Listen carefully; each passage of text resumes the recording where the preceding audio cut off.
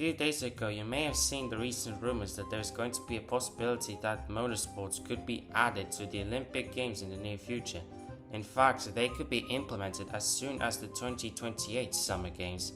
This is an interesting topic that I haven't seen many people talk too much about, so I thought today that I would jump in and have a chat about it. So, let's talk about motorsport in the Olympics and how it would look like.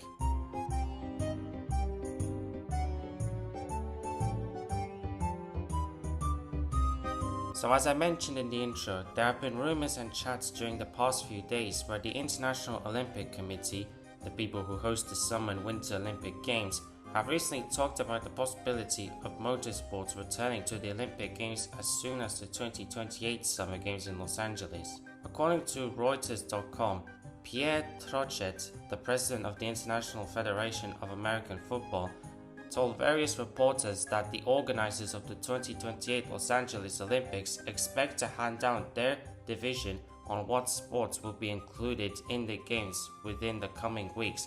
And regarding motorsports, he was quoted as saying, "We are focusing on our work, but expect a decision in the upcoming weeks. So we have no idea yet if motorsport will be in the Olympics, let alone what it will look like. But what we can do is think about how it will look like." Remember how I mentioned earlier that motorsport could return to the Olympics, using the word return? That is because this won't be the first time we've seen race cars in the Olympic Games. In fact, motorsport was an Olympic sport in the past.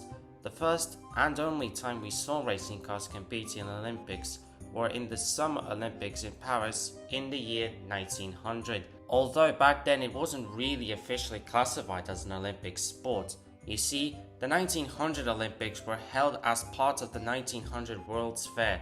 This was in the super early years of the Olympics, and the organizers thought that doing this would help boost the popularity of the games. However, the International Olympic Committee, or IOC for short, decided to give the hosting rights to another committee who would be responsible for hosting all sports-related events at the World's Fair. The organizers rarely used the word Olympics during the games, and the games were generally poorly organized according to sources back then. The games had a lot of sports, some were classified as Olympic Games and some were not. One of them was motorsport. The motorsport events had a total of 15 different classes and races, ranging from 2-seaters under 400 kilograms to fire trucks. Yes, fire trucks. Entries were by manufacturers rather than drivers, and competitors' names were not adequately reported at the time. Most of the competitors were French drivers with very few international drivers, and all of the gold medals were won by French drivers, except in the fire truck race, where the gold was taken by an American. After the 1900 Olympics, motorsport was nowhere to be seen or heard in the games. But in recent years, there have been a handful of motorsport events that are kind of like a motorsport Olympics, one of them being A1GP. A1GP was a one-make single-seater series that ran for 5 years between 2005 and 2009. Here the drivers represented their country rather than themselves and or their teams, just like in the Olympics. The series was even backed by the FIA. A total of 29 countries from 5 continents competed in A1GP, with France winning in the inaugural year, with Germany, Switzerland and Ireland also winning one season each. The 2009-10 season was cancelled due to money problems, and A1GP never came back ever since. Another example of what a motorsport Olympics could be like, and one that is still held to this day, is of course the Race of Champions. The Race of Champions is an international motorsport event that is held at the end and or the start of a calendar year, featuring some of the best drivers from Formula 1, NASCAR, rallying and much more. The ROC first started in 1988 and initially was a competition between the world's best rally drivers, but has since expanded to include top competitors from most of the world's premier motorsport disciplines, including motorcycle racing as well. Just like in A1GP, the drivers drive in identical cars, but here the drivers compete head to head in a knockout style format, just like in the FIFA World Cup. The ROC is the closest thing to a motorsport Olympics that we have at the moment, but there is also a virtual motorsport Olympics, sort of. In April 2021, the FIA and the IOC came together and announced a partnership where the Olympic Virtual Series motorsport event was created. The Olympic Virtual Series is a collaboration between the IOC and 5 international sports organizations and gaming publishers. One of the events being Motorsport, which would all be done on Gran Turismo, first being held on Gran Turismo Sports, and now it will be done on Gran Turismo 7. However, this is not officially a part of the Olympic Games and it is its own separate event.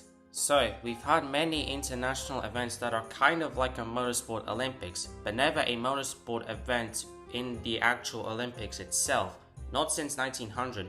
But that could all change in a few weeks' time with the possible return of motorsport in the 2028 Olympics. So now we have to ask the question, if we were to have motorsport in the Olympic Games, how would it look like? Everyone will have their own individual answers, but here, today, I'll give you my view on how it could look like. I had multiple ideas in my head, from one big endurance race to a multiple round championship. But for the Olympics, I have taken inspiration from the Race of Champions and the FIFA World Cup. So, here's how my version of the Motorsport Olympics would look like. The event would consist of 64 drivers divided into 16 groups. The cars will all be equal and will be GT4 style of cars. The race format will be just like the Race of Champions. The drivers will race around a purpose-built racetrack inside a stadium. The track configuration is a closed circuit of 2 parallel tracks where drivers cross over from one lane to another so that one complete lap is identical to each driver. The driver starts on opposite sides of the track and the first to finish the lap wins. In the groups, each driver is scheduled to do 3 races against the other drivers in the same group. 3 points for a win, 1 point for a draw and 0 for a loss.